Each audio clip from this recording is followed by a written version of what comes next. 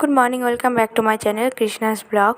আজকে সকাল সকাল বাবা এখানে বাজার করে আনলো দুটো ঠান্ডা আর মিষ্টি। তো গরমে শুধু ঠান্ডাগুলোই শেষ হচ্ছে, একবার এগুলো বাজার করে আনলো, এবার সবজি আর মাছ এগুলো বাজার করে আনবে। দেখো পেপসিটা বারবার শেষ হচ্ছে আর ফ্রুটিটা শেষ হয়ে গেছে। ওই মাছটা রেখে দাও, যে বিকালে চায়ের সাথে বেসন দিয়ে করে গরম গরম খাবে, ভালো লাগবে। ওই মাছটা ফ্রি। বাবা এলো এখনই বাজার থেকে, চা বসেছি।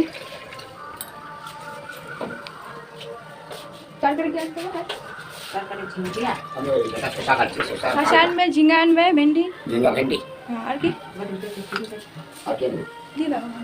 হ্যাঁ, ওই দিতে হবে। এই মাছগুলো নিয়েছি রান্না করতে। আলু সিদ্ধ করা আছে, এখানে পেঁয়াজ টমেটো কাটা, আদা রসুন বেটে দিয়েছে, এবার শুধু রান্নাটা করব।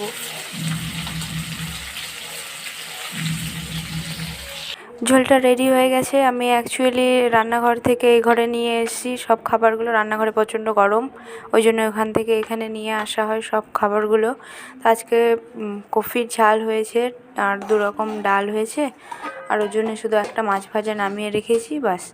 যে কফির ঝাল, মাছ ভাজা, আর এটা বাবার ডাল, আর এটা পকোড়া, আর আমাদের একটা ডাল হয়েছে, বাস।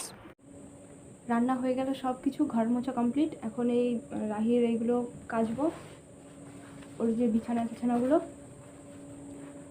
এগুলো কেচে স্নান করে পুরো ফ্রেশ, তারপরে একটু রেস্ট করব, দিয়ে খাবার খাবো। আর আমি প্রতিদিন ধুই না, যেটা হয় রেখে দিই একটা ডিবার মধ্যে করে, বালতি আছে ওগুলোতে করে রেখে দিই, দিয়ে একসাথে পরে একটা দিন ধুয়ে পুরো ভালো করে মেলে দিই।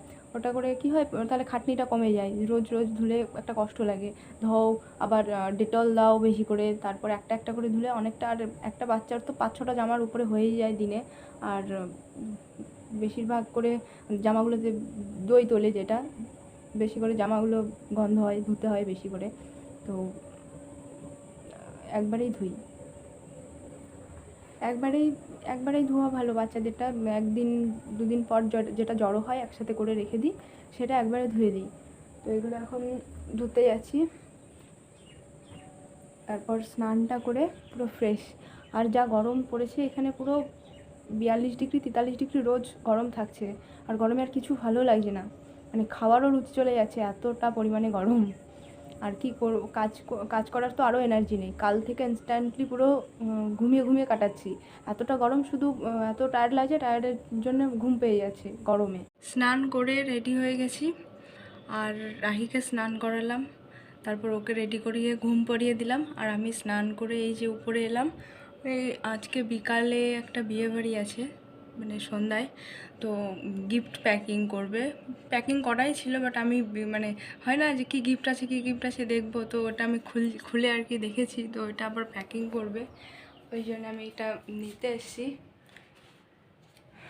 আবার প্যাকিং করবে, দিয়ে বড় একটা ঘুম দিয়ে উঠলাম, এখন চা করতে যাচ্ছি। সবাই ঘুমোচ্ছে এখনো। আর আজকে ওয়েদারটা এত সুন্দর, চারিদিকে একদম ঠান্ডা হাওয়া, মানে বিকালের ওয়েদারটা, সেই গরম ভাবটা নেই, খুব সুন্দর ওয়েদারটা।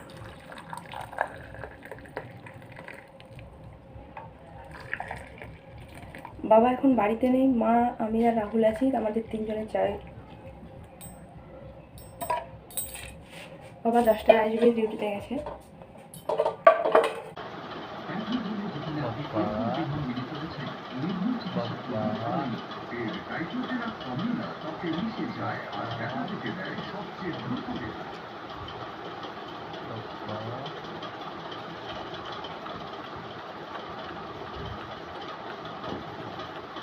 যেতে হয় না, চলে হ্যাঁ, যাবি না, পচালো, পচা।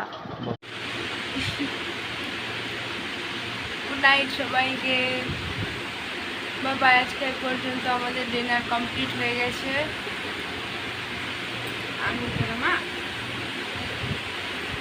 বাবাই, গুড নাইট। 11:30 বাজছে, এখন ওর চোখে ঘুম নেই।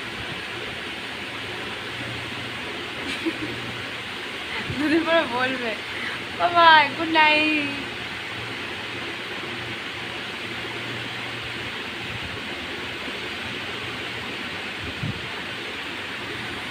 তো বিছানা রেডি করা হয়ে গেছে এই যে, আর বাবুর চোখে এখনো ঘুম নেই।